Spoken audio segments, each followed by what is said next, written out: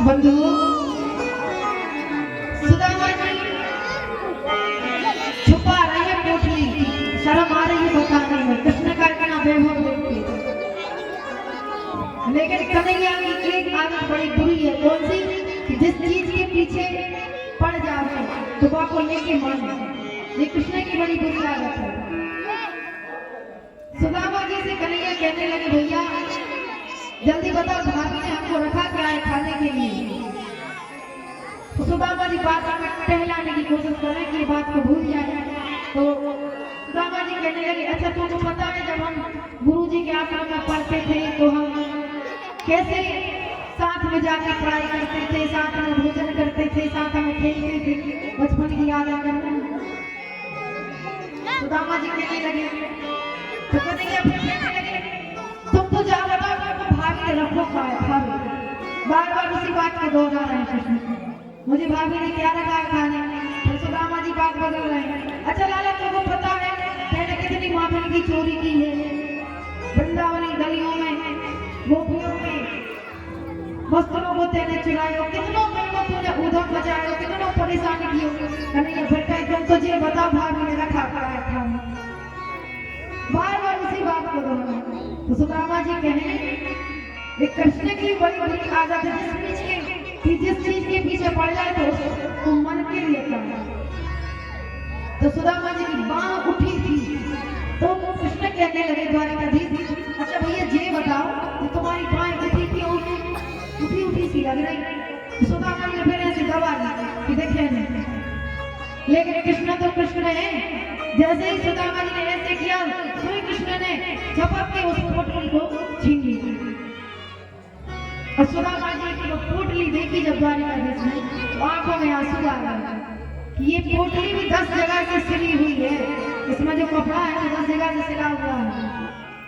खोली उस पोटली को, उसमें चावल देखे तो कैसे, कोई टूटा, कोई छोटा, कोई मोटा। द्वारिकाधीश समझ गई कि सुदामा के घर में उसका स्वयं का चावल भी नहीं है। उसकी गरीबी का पता चल गया चावल से। और सुशीला बहुत विदुषी थी, विद्वान थी, उसको पता था कि हमारे स्वामी भगवान से कभी कुछ मांगेंगे नहीं, इसलिए उसने बालक वस्त्र में चावल रखे, जिससे द्वारिकाधीश को गरीबी का पता चल जाए कितनी गरीबी है सुदामा के घर में। भगवान ने एक मुट्ठी चावल दिए, पा लिए। एक मुट्ठी चावल पाया तो भगवान ने पृथ्वी लोक का राजा बना दिया। दूसरी मुट्ठी का सेवन किया तो भगवान ने तीनों लोकों का राजा बना दिया, दोनों लोक दे दिए। और जब तीसरी मुट्ठी खाने लगे तो सुदामा, तो भगवान की जो पत्नी है रुक्मणी, उन्होंने रोक दिया, हाथ पकड़ लिया। मानो कह रहे हैं कि ज्यादा मत खाओ, कुछ हो जाएगी। यानी रुक्मणी जी कह रही है कि सब कुछ दे दोगे तो हमें क्या बचेगा, अपने बच्चों का भी तो सोचो। मतलब सुदामा जी को त्रिभुवन का सुख भगवान ने प्रदान कर दिया, पृथ्वी लोक का राजा बना दिया। जैसी द्वारिका सुंदर है, ऐसी सुदामापुरी को स्वर्ण जैसा बना दिया। सुदामा जी कई प्रकार की बातें हुई, भगवान सुदामा जी की बचपन की सुबह हुआ। तो सुदामा जी जैसी अवस्था में आए थे उसी अवस्था में विदा दे रहे हैं। बंधु आपको पता है कि द्वारिकाधीश के पास जो वैभव है, जो सोने की द्वारिका में भगवान निवास कर रहे हैं, किसकी बदौलत है? सुदामा जी की वजह से। क्यों? क्योंकि जब भगवान और सुदामा जी द्वारिकाधीश आश्रम में गुरुजी के यहाँ पढ़ते थे, सांदीपनी आश्रम में, तो वहां सेवा देनी होती है शिष्यों को।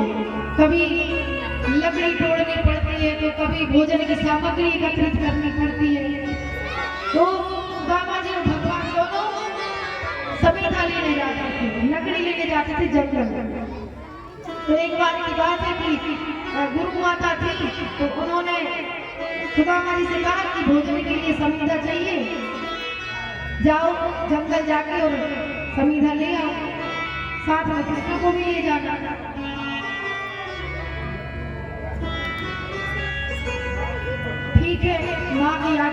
माननी पड़ेगी। सुबह हुआ तो द्वार पे गुरु माता के द्वार पे भृगु ऋषि आए। तो भृगु ऋषि को भूख लगी थी तो उन्होंने कहा देवी कुछ खाने रखा हो तो हमको पकाओ, हम भूखे हैं। लेकिन उसी सुबह को सुदामा और कृष्ण को कहाँ जाना था, पर लकड़ी लेने। तो कुछ चने पड़े थे घर में, चने पड़े थे आश्रम में। अब अपने चने थे, गुरु माता सोचने लगी कि ये बालक भी सब्जी लेने जाएंगे तो हम सोच रहे हैं इनको रास्ते में रख देंगे, भूख लगेगी तो बालक खा लेंगे। अब द्वार पर महात्मा जी कह रहे कि हमें भी भूख लगी, कुछ खा लेंगे। तो गुरु माता ने निवेदन किया कि भगवान कोई भी सामग्री अभी घर में नहीं है, हम क्षमा चाहते हैं, हम अभी आपकी ये सेवा नहीं कर सकते, मना कर दिया। तो भृगु ऋषि को क्रोध आ गया, ध्यान करके देखा है कुछ भी नहीं, ध्यान करके देखा तो क्या देखा, भृगु ऋषि ने कुछ चने रखे हैं और भोजन रखा होने के बाद भी देने से मना कर रहे। तो मन ही मन श्राप दे दिया मन में कि जो इस चने को खाएगा वो लक्ष्मी से ही हो जाएगा, उसकी यहाँ सारी लक्ष्मी चली जाएगी। अच्छा, सुदामा जी कौन थे? ब्रह्म विद्या के ज्ञाता थे। सुदामा जी को तीनों लोगों को तीनों जन्म का ज्ञान था कि पहले क्या होना है, क्या हो चुका है और आगे क्या होगा, उन सबका ज्ञान सुदामा जी को। सुदामा जी ने अपने ज्ञान से देखा गुरु माता जैसे ही सुबह हुआ और कहा भैया जाओ लकड़ी ले आओ, तो वो चने रख दिए गुरु माता ने कि जाओ, वहां तुमको भूख लगेगी तो खा लो।